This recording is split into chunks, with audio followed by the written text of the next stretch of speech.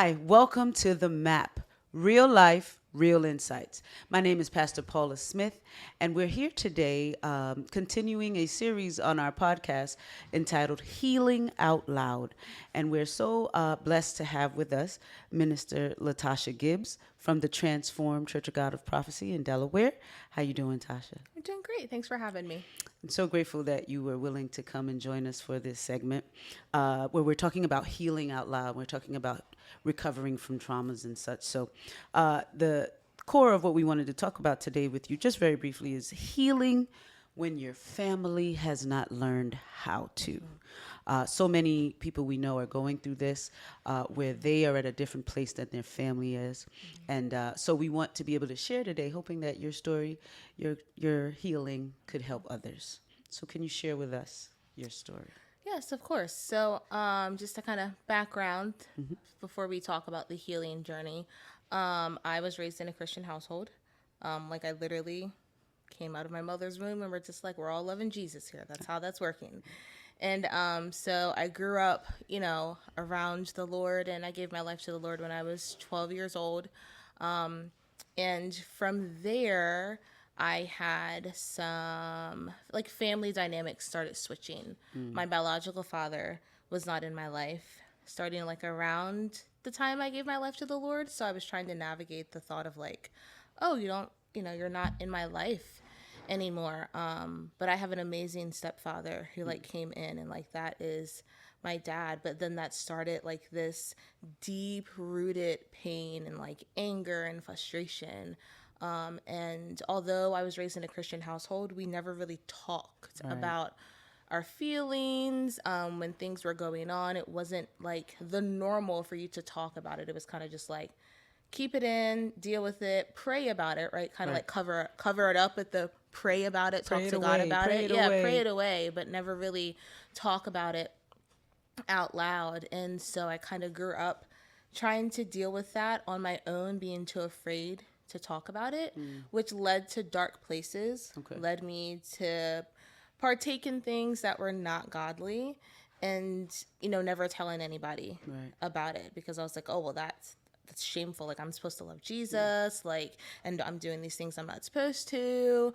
I'm only doing it because I'm angry, and I don't have anyone really I feel like I can talk to because it's not the normal. And so now I have other things that I feel like I can't talk about because it's not the normal. And it really wasn't until my early 20s when I finally opened up to start talking about what was going on. God really placed some godly, kingdom-minded friendships in my life where I was able to start processing what was happening, from a young age. Wow.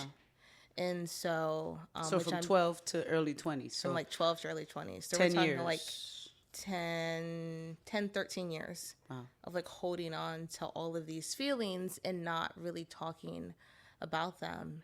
And so when I finally did start to talk about them, it was hard for my family, because it's we're talking about things that are we should only talk about these things in the home. Or are you talking about them with outside people? So not even just you're talking about them, but you're talking about them with people outside of the family unit. Yeah. And then, learning to, I know we're talking about healing when your family hasn't learned how, also healing in the sense of setting those boundaries. And that was hard. And so it was just difficult navigating, learning how to heal when I didn't necessarily have that example growing up. Learning how to heal. And so you think the process of learning how to heal was triggered by these friendships? Yes. Or the process of healing began with these healthy friendships? Can you talk about these friendships? Yeah. So, it was around the same time that I started having these godly friendships was when I had left my childhood church. And that's when I actually came to Church of God of Prophecy. And so in that, I met some people who weren't necessarily raised the same way that I was raised, but I knew they loved Jesus. And so their perspective was a little bit different than mine. And just in, doing Bible study together and just talking, I was like, oh, you guys are talking about your feelings. And that was abnormal to me. So a higher level of transparency. Yes. And I wasn't used to that at all. And so, but then I was watching how other people who were transparent, it was helping them. You know, I could see them have like some sort of freedom and release over them. And I was like, oh, maybe I should give that a try. And I remember the first time doing that with my now best friend, I just sobbed because I didn't realize I had so much bottled up on the inside that I had never had the chance to talk about. And then fast forward a little bit, I started going to therapy. Because my best friend looked at me and she was like, I think you need to go see somebody. She's like, I think you do. And so I was able to find a Christian therapist, and we were able to navigate some of the things that I had suppressed from my childhood. That is awesome. So godly friendship, transparency, counseling. Yes. This is the beginning of your healing process. Yes. Let me say it again. Let me look right in the camera. Godly friendships, transparency, and counseling. Yes. All right. So tell us now. You've laid out points from the beginning. So what does it look like? You're going to counseling. You're able to have friendships where you can be open and free and discuss. What does that look like on the other side, like your family? So what we're talking about here today is when you're ready to heal, you're ready to move forward, however your family is not there with you, right? What were the battles that you were dealing with then within your home? Because at this point, I believe, let me ask, you're still living at home. So what does that look like for you on a regular day? So the conversations were hard. Like having to sit down and have those conversations and be strong enough to have them. Like, although you may not want to, or you have like one mindset about the situation, I need you to hear what I have to say for what has happened a long time ago. And sometimes the comment would be made of, oh, like it is what it is, or it happened, move on, let it go.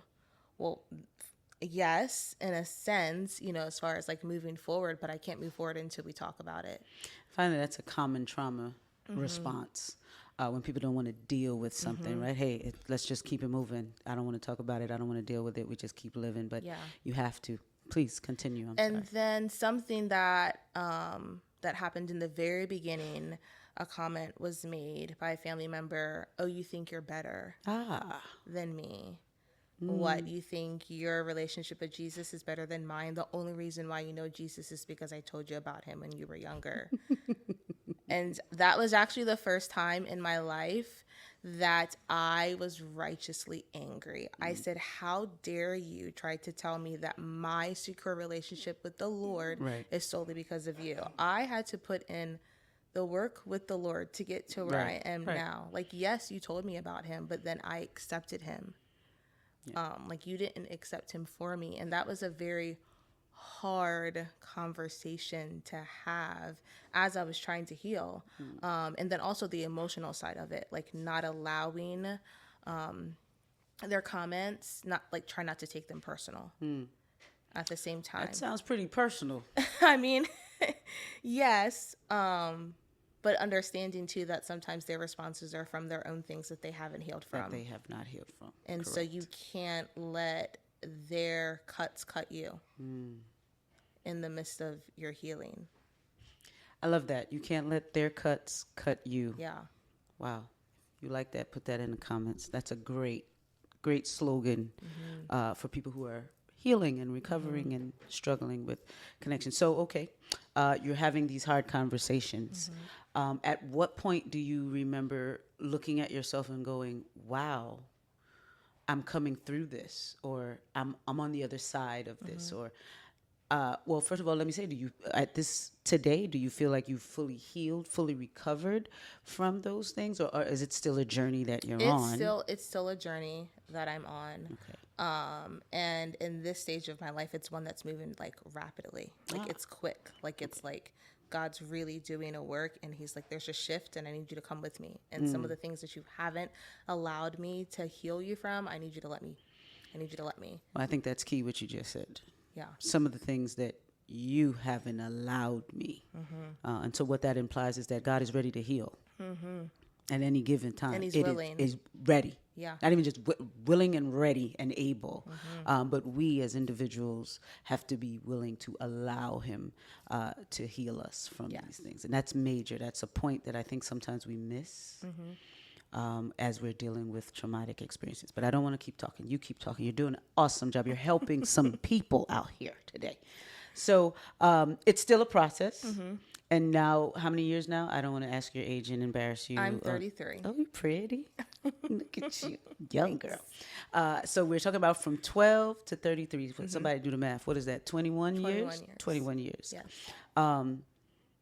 What would 33-year-old Tasha tell 12-year-old Tasha about recovering and healing from this process? What do you wish that you knew? If I had to tell my 12-year-old self anything, is I would say lean into the emotion of it, so that way you can feel it, you can understand where it's coming from, and then give it to Jesus, and then talk to somebody about it. Wow. That's what Awesome. I would tell my 12-year-old self. Well, I want to thank you for sharing your story with us today. Yes, thank you for and for having me. helping someone. This is a part of our Healing Out Loud series where we're looking at scenarios and situations where people are able to share their trauma and how they have healed from it, how God has helped them through. So keep navigating with us with purpose here on the map, and we will keep providing you with what God has in store for you. God bless you.